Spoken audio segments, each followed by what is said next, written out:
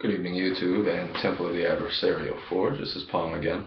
I had a member of the Temple of the Adversarial Forge ask me a question.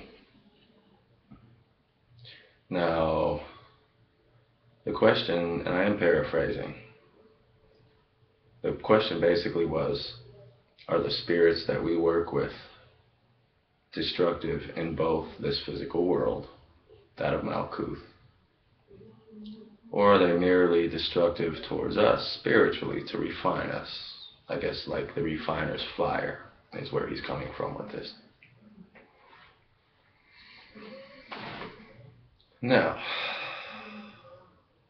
this is pretty simple to explain.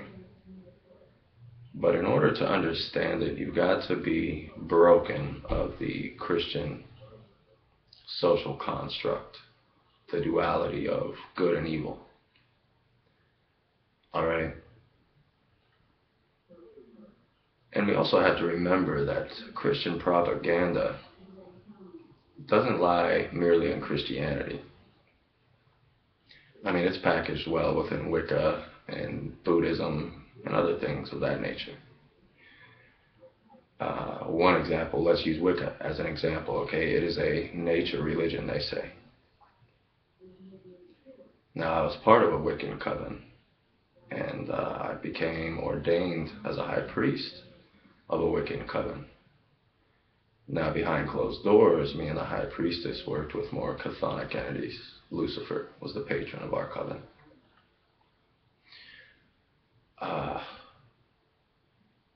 But as far as the outer circle, not necessarily the inner circle, these people were tree-hugging hippies, fluff bunnies, light workers, I call them, and everyone else within this New Age movement calls them. But here's what they're neglecting. Sure, there's beautiful trees, lush green grass, flowers, and bunnies.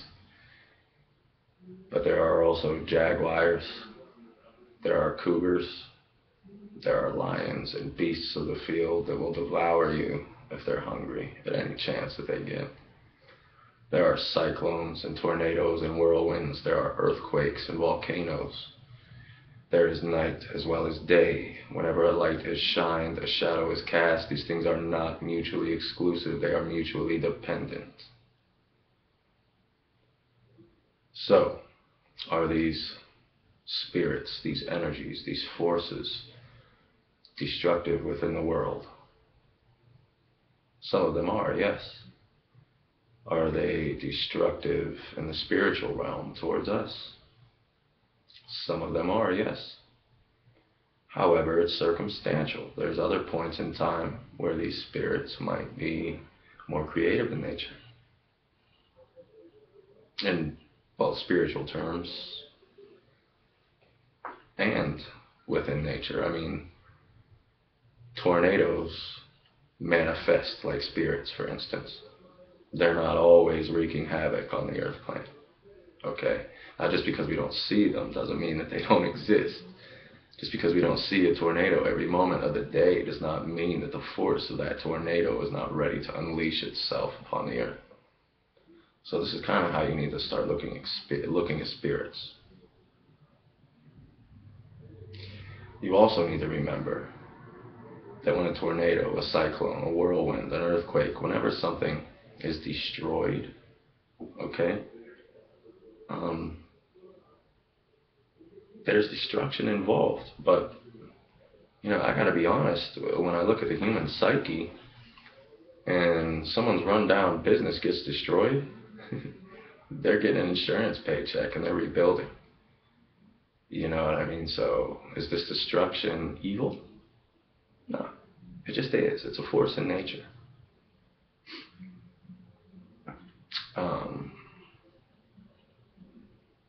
Just like life and death. Just like there's a force within the world that allows us to be born as individuals, individual free thinkers and antinomian beings, there's also a force that exists within the world that takes us out. Now, if a person is born into the world, look at the nature of the world. Some might call that evil, to bear children in a world like this. But is it really? I mean, is it really evil? No, it's not. Death, is it an evil thing? No, I wouldn't want to live to be 600 years old on this plane.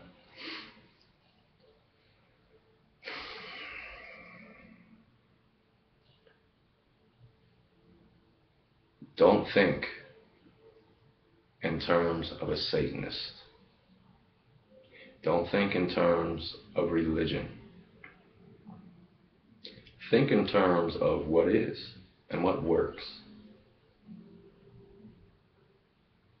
You know, here's one example. This is what I would suggest that you do, brother, or anybody else, for instance. You open up the Goetia. Some call it Goetia. That's a complete mispronunciation. But you open up the Goetia, and you're going to find 72 so-called demonic spirits. So-called demonic spirits. But when you go through and you read those descriptions, you're going to find that a lot of them are actually very angelic from a Christian perspective in regards to their function. Okay. Now, when you trace the origins of these 72 jinn, or demons, that Solomon supposedly bound to the brass vessel, what you're going to find is that many of them were angelic in regards to the definition of pre-Christian angels. Okay.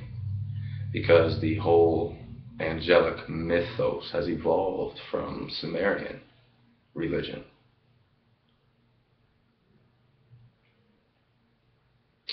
Yet, in this one tome, they are all considered demonic.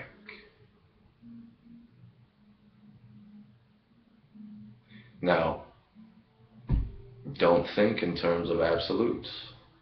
Can these spirits be destructive? Yes. But they can also be creative. You've got to learn how to utilize your mind and communicate with the spirits on your own accord. You've got to remember, they're just like people. They have their own agendas, their own personalities, their own ways of thinking. When you become adept at basic communication, you're going to find out that their vocabulary differs, their syntax. Now, when you think of that from that perspective, you're going to get to see the reality of the spiritual realm. Well, let's just use people as an example. You have a friend that he's just a real bruiser. He likes to go out into the street and punch people. He's a hothead, okay? Now, he's not necessarily going to be a great wingman when you want to take him to the bar and pick up a date. Okay, but, you know, you get into a bar fight, this guy might be useful. Somebody we want on your side, you see what I mean? It's no different than these spirits. Now, you look at this individual, is he a destructive person? Well, it's circumstantial. It depends. I'm sure there's other parts of his personality that are wonderful. He probably has a great work ethic. Okay, he loves his kids. He goes to work every day. So he's not an absolutely destructive person. He's just got his quirks. These spiritual entities are the same way. Now, if you want to develop ability and begin physical, spiritual self-transformation and transmutation, utilizing these spirits, you have to remember that a little bit of respect goes a long way. Threatening a demon with your athame and stabbing his sigil behind a supposed closed circle isn't going to get you very far. You're gonna pay. Sometimes later than sooner, but sooner or later, you're gonna suffer some consequences there. It might not even be within this lifetime. But yeah, just don't do it. You want to utilize a more respectful approach. And most of the more modern authors do utilize a more respectful approach, whether they're theistic or atheistic.